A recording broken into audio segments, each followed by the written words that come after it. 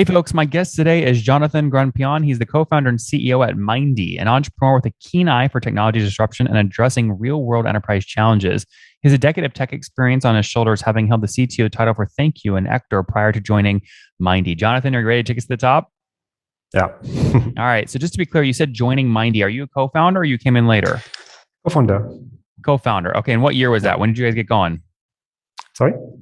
What year was that? When did you guys get going? Oh, we started working on Mindee like in early in 2018 with two of my co-founders, and everything really started in 2019. Yeah. What do you mean by restarted? Actually, at the beginning, for the first year, we have been kind of trying to discover how the market works and what were the needs in terms of document processing in companies. And when we figured out there was a specific need on this area, we started working on the product in 2019. I see. Okay. So tell us what the product does and who you're selling to. Who are the customers? Yeah. So basically, we help software companies build document processing automation features in their software. So our users are mainly software developers in general, and also product people like product managers or CPO, VP products. And we give them the technological layer so that they can build very easily document processing features for their users. Got it. And what are they paying on average per month to use your technology? That's very depending because we have large enterprise as well as very young companies, but it's between a few €100 to 10, 12K monthly. Okay. But that's a huge range. What would you say sort of your sweet spot is? Like $500 a month or more like 5,000 a month? Well, between 1 to 3. I don't have the exact figure okay. Because yeah. So the reason I'm asking that now I can be specific. If someone's paying you 3,000, US dollars per month, what are they getting for that? Is it based off number of API calls or something else?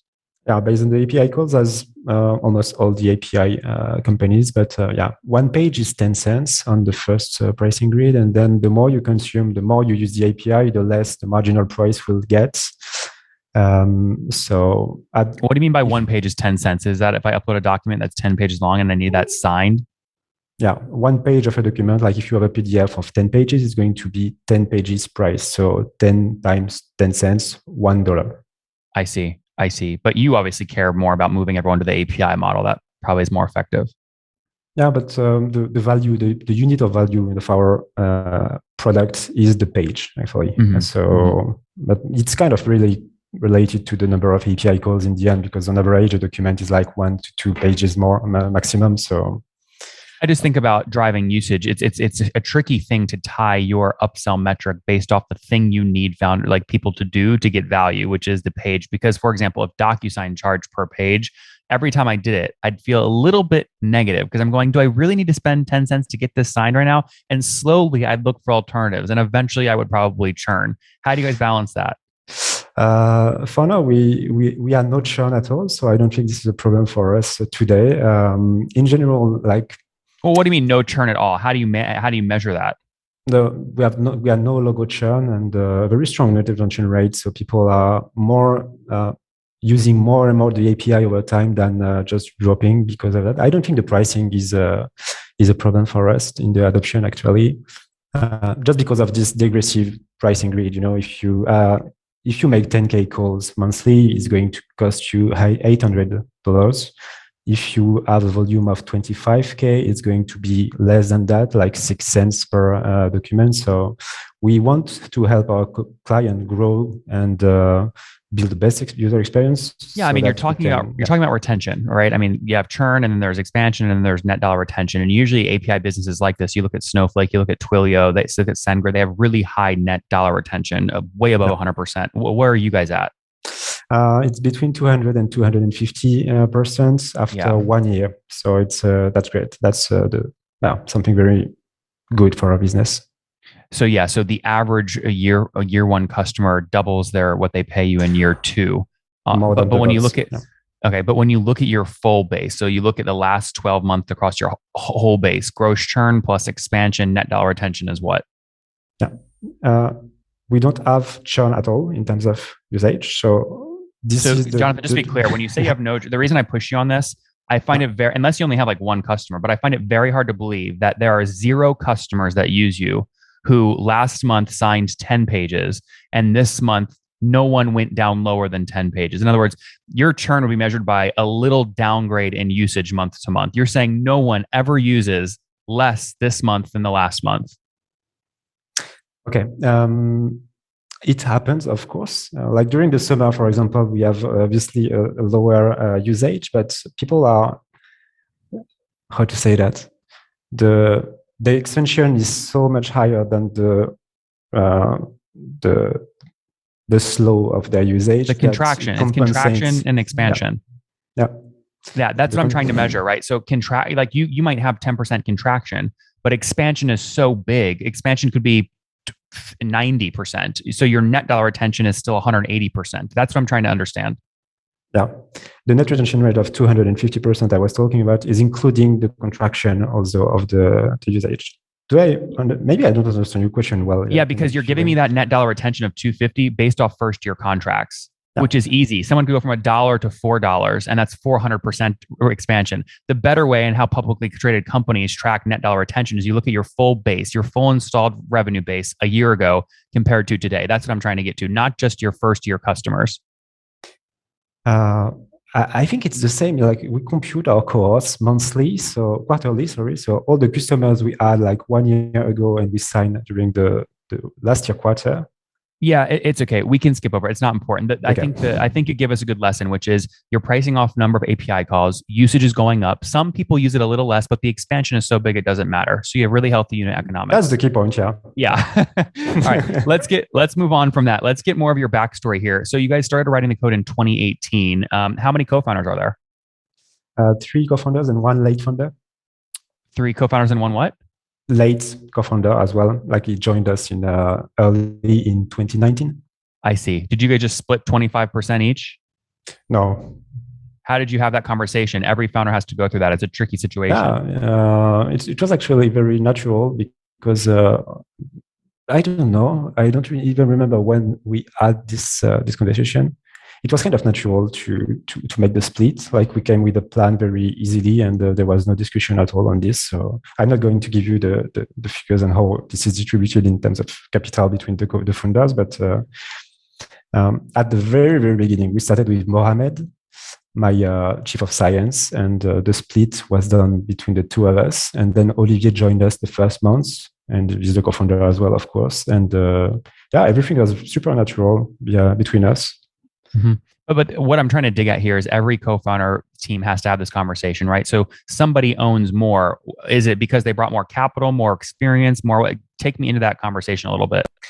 Okay. No, I think we just focus on you and Mohamed, just the 2 of you at the start. Thinking differently. Like it was not my first experience as a co-founder of a startup, so maybe it was important in the discussion at this moment, at this point in time, and just because of the role as well, maybe it's important as well. Like the CEO owns a bit more than the other co-founders, for example.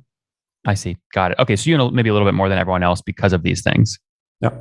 Okay, so you guys get going in 2018. Tell me about your first customer. Do you remember who it was and how you found them? Oh, sure. An HRIS company, in France, one of the leaders. They have approximately 1 million users, I think, or maybe more. They're called Latka, Lucca. And they had an expense management solution, an expense management mobile application, and they wanted to improve the user experience when passing receipts. And they were using a company called ABBY. I don't know the English pronunciation for that, ABBYY.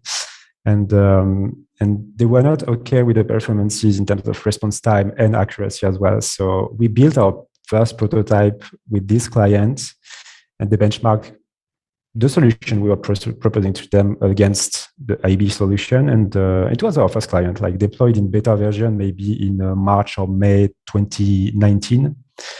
We have been, they are great. And they are still customers and happy customers, I think. Mm-hmm. So 0 revenue your first year in 2018. The first year revenue was 2019.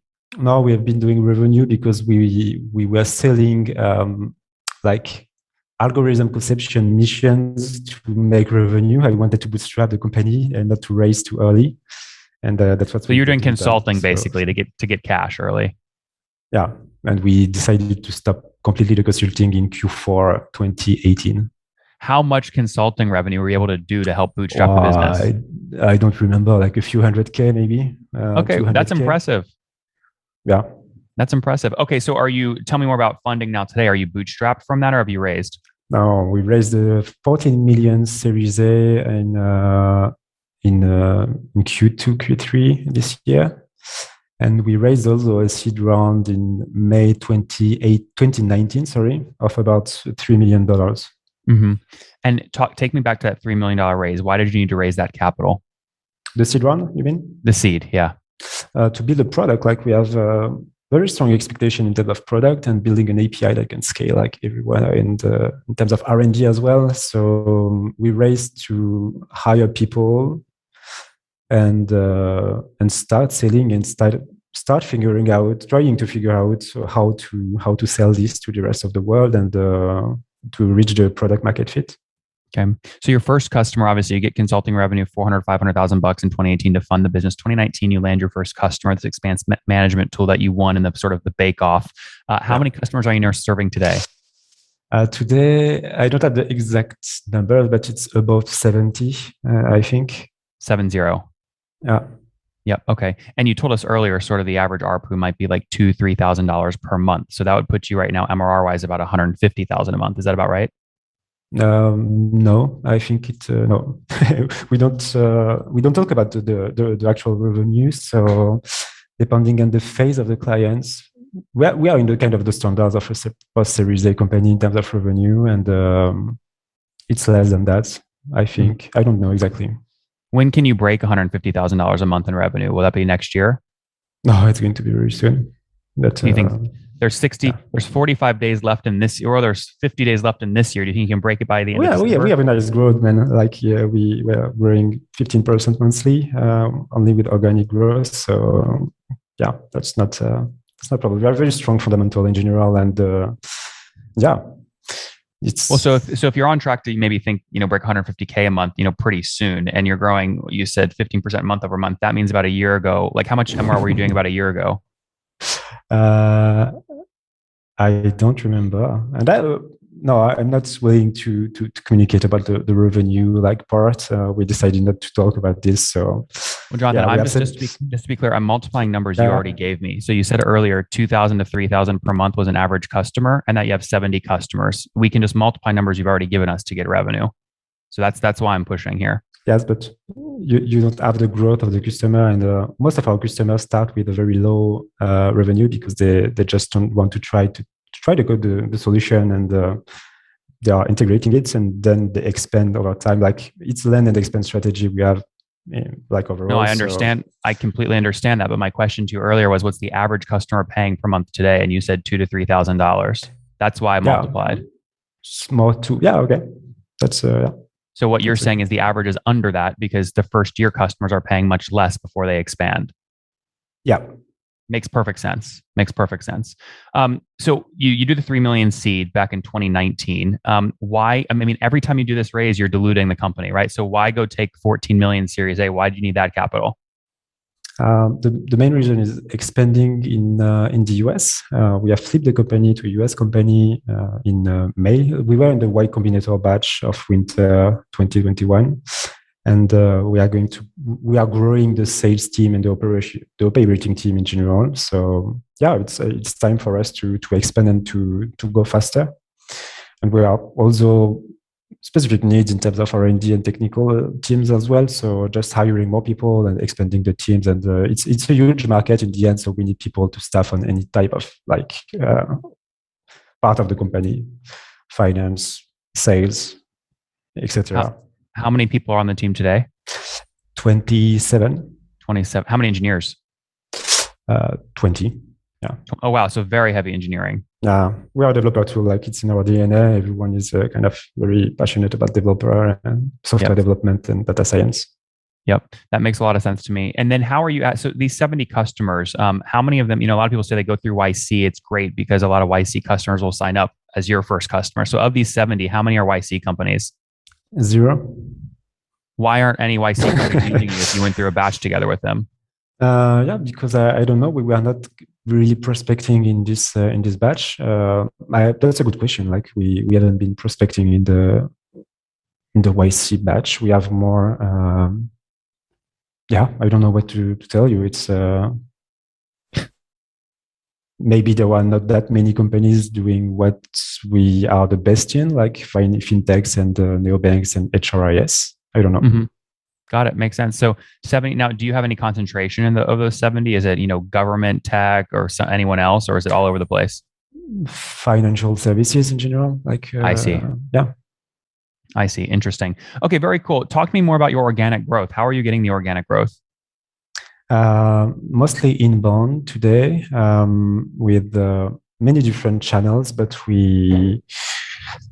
how to say that? Referral works well. We have built some kind of local presence in Europe and mainly in France as well. I don't know exactly. It's not. We have many different channels like paid, outbound, and inbound. Referral, word of mouth in general works well as well, and we are building a content also to get more visibility on the internet, and we want to be there when developers are looking for the solution. So it's something that we have created very recently. We hired a director of developer relations, for example, which is responsible for building this content and spreading the word out about Mindee in general. But today it's inbound, and word of mouth is the best. Are you able to quantify those costs so you know how to invest this 14 million? Do you know what fully weighted CAC is to get a $2,000 a month customer? Not yet. We're too early for that, I guess. How do you start experimenting around that to try and get visibility there? Can you rephrase? How do you try and sort of mature there and try and figure out what that CAC is?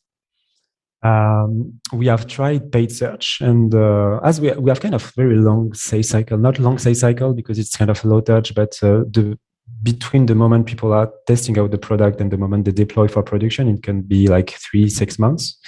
And we need at least 1 year of visibility to try to compute those cost of acquisition, for example. And we tried something on the paid search acquisition channel that we started in Q3, this year. So we don't have enough data to be able to measure that. I'm not able to tell you any cost of acquisition today. Mm-hmm. I mean, I would argue that a lot of your cost of acquisition is tied up in the development team building things like this live test feature you guys have built. It's a great tool, high utility value. You send traffic here, people convert, right? Yeah.